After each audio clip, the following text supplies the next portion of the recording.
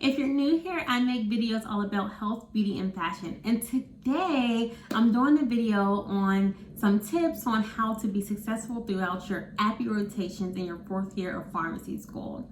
So this is sort of like a part 2 of a video that I did a few weeks ago, which was titled, I think I titled tips on selecting an APPE rotation. So this was basically a continuation of that. If you're interested in watching that video, check that one out first and then watch this video. If you already watched that video, please, and you liked it, please be sure to give it a thumbs up. And now watch this video. If you're new here, I am an assistant professor at a school of pharmacy, and I'm also a clinical pharmacist in an ambulatory care setting. So yeah, let's get right on to the video. So one tip I would say I recommend you do while on your APPE rotation is starting to study for the NAPLEX. Now, I recommend setting up a schedule for you, and that way you're not hurriedly trying to study for your NAPLEX 1 month after graduating. You can get a NAPLEX resource. I do like RX Prep, and you can get either question banks, get the book that has chapters, and every 1 to 2 weeks of your APPE rotation, you can say, I'm going to complete this chapter over the next 1 to 2 weeks and go over those questions. And that way, by the end of the year, you finish the book and now you're just doing practice questions. And I think that's a great way to set yourself up for success when you're about to take the NAPLEX, and also takes the burden off of you so you're not stressed about completing the whole RX Prep book in 1 month. You literally will have a whole year to go through that book. Another tip that I would say is reach out to your preceptors prior to your rotation. Now, your school may tell you how many weeks to reach out to your preceptor beforehand, and I highly recommend abiding by that. So do what they say. If they don't tell you, which more than likely they will, but if they don't tell you the amount of time to wait and reach out to them, I would say about 3 to 4 weeks. And the reason why is because you want to make sure you have all your health clearances. You want to make sure you have all of your documents needed for that rotation, and just where you should park, where should you go your first day. And your preceptor probably has students on rotation right now. So if you email them 3 to 4 weeks in advance, that gives them time to review that email and provide you with a response before you start.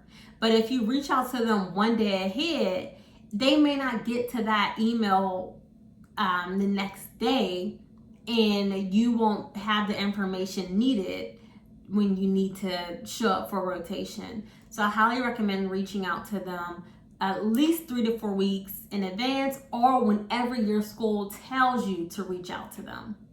Also, when you send that introductory email to your preceptor, please let them know days that you plan to not be on rotation.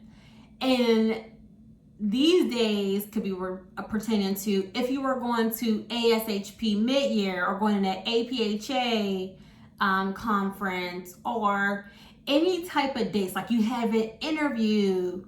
You want to let your preceptor know ahead of time. That way, when you're making your calendar, they know that you won't be there. Okay, so another tip when you're about to start your rotation, please arrive on time. Please arrive on time.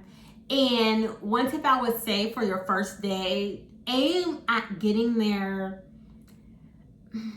I would say 20 or 30 minutes ahead of time. And when I'm saying 20 or 30 minutes, I'm saying not 20 or 30 minutes to be in front of your preceptor, but this way, if there's an accident, or if you're trying to figure out where the location is, you get lost, or you're trying to figure out parking. Parking is a huge issue, so that takes time. Also, if you wanted to stop and get coffee, or you wanted to have breakfast, or you just have a hard time finding out where your preceptor's office is. All of this time you have to kind of navigate through all of that, and you don't have to do it rushing or feel like you have the stress of not being on time. So if you arrive there 20 minutes ahead of time, great, perfect. Just, go to either the cafeteria or sit in some type of waiting area and just decompress, check your emails. But if you are running late, the good thing is you plan to arrive way ahead of time. So if you arrive after you wanted to, at the time after you originally wanted to, you're technically still not late. If that makes sense. You know what I mean? You're late for the time you wanted to arrive, but you're really not late. So then you end up being exactly on time. Y'all get what I'm saying? Y'all get it. Okay, also for your rotations, I recommend looking at all your assignments in a cheat code. So for your assignments, look at the rubrics. The rubrics literally tell you how to get an A. Just look at the rubric, y'all. Some final tips that I want to give is when you're going on your rotation, have a positive mindset. The goal of rotations is to help you learn and grow and develop into a practitioner that you want to be. So when you go on rotations, you may not know the answer to every question. You may do something incorrectly at first and your preceptor may correct you, or if you're with a resident or fellow, they'll correct you. And that is okay.